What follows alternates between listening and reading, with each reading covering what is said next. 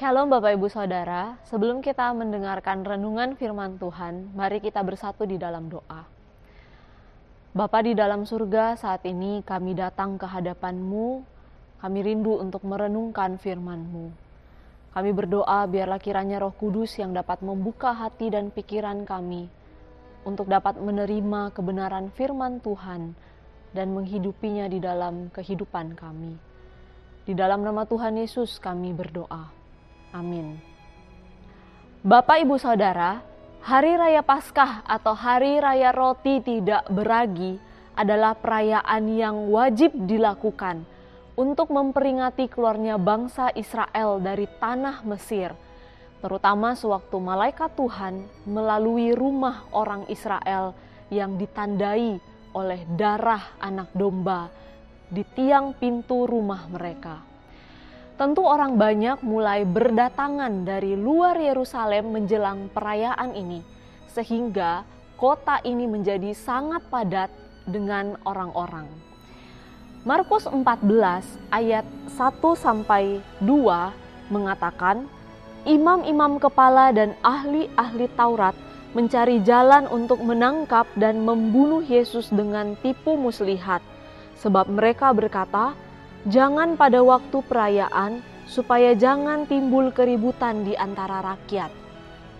Kita tahu bahwa Mahkamah Agama yang pada saat itu disebut sebagai Sanhedrin itu terdiri dari para imam besar yang berkuasa, para ahli Taurat atau ahli hukum, dan tua-tua pada saat itu tidak terlalu suka dengan Yesus.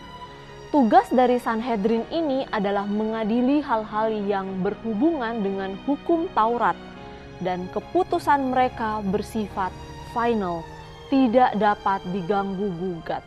Tentu mereka adalah orang yang sangat paham tentang hukum Yahudi, dan kehadiran Yesus itu seperti menggeser hukum yang selama ini mereka pegang erat, dan juga tentunya menggeser para kekuasaan Sanhedrin di dalam menentukan secara final apa yang dapat dilakukan dan apa yang tidak boleh dilakukan oleh orang Yahudi pada saat itu.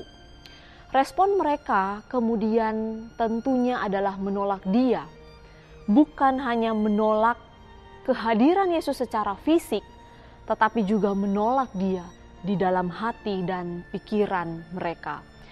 Ketidaksukaan atau penolakan ini kemudian berlanjut menjadi sebuah aksi di dalam bentuk persekongkolan untuk bunuh Dia. Rencana ini sebenarnya sudah dimulai sejak pelayanan Yesus di Galilea, tetapi kemudian menjadi semakin intensif sejak kedatangan Yesus di Yerusalem. Meskipun mereka ingin membunuh Yesus, mereka tahu bahwa mereka harus melakukannya dengan licik atau diam-diam.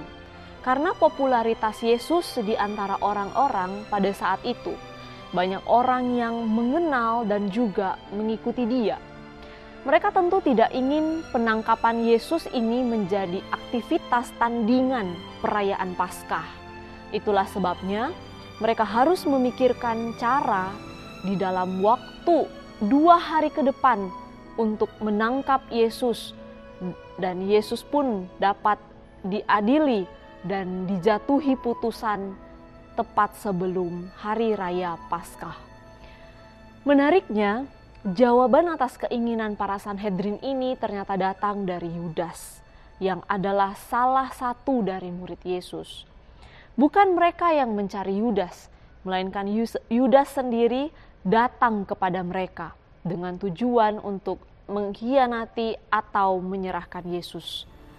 Kita tidak tahu dengan pasti apa yang menjadi motif Yudas melakukan ini. Entahkah karena uang atau karena kekecewaan terhadap Yesus yang tidak sesuai dengan ekspektasinya.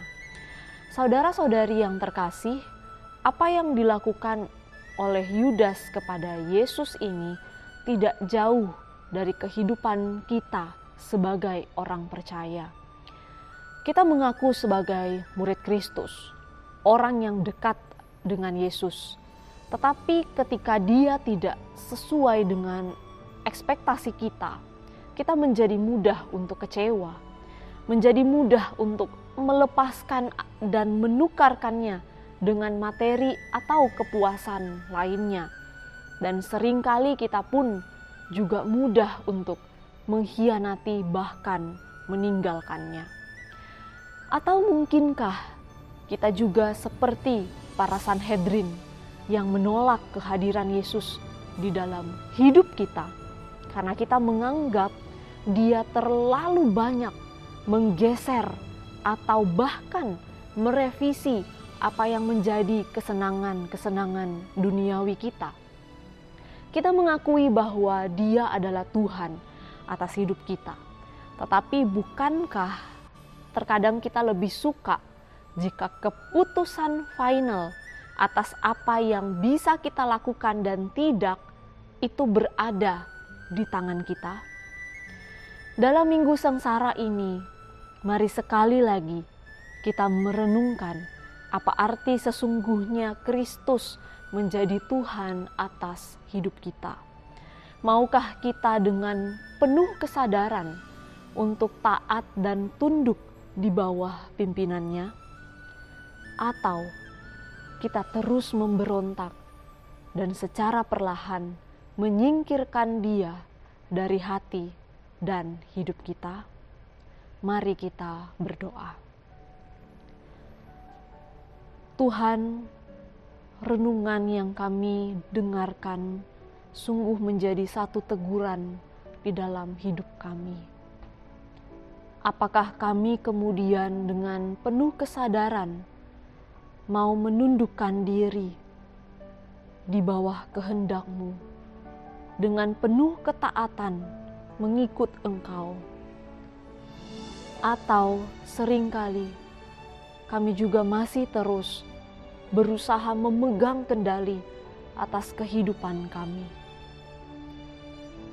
Ampuni kami ya Bapa, dan kami pun juga mau belajar sekali lagi untuk tunduk kepadamu, taat kepadamu, dan ketika kami mengakui Engkau sebagai Tuhan atas hidup kami, sungguh kami dengan penuh kerelaan dan kerendahan hati mau mengikuti apa yang menjadi kehendak-Mu. Di dalam nama Tuhan Yesus kami berdoa. Amin.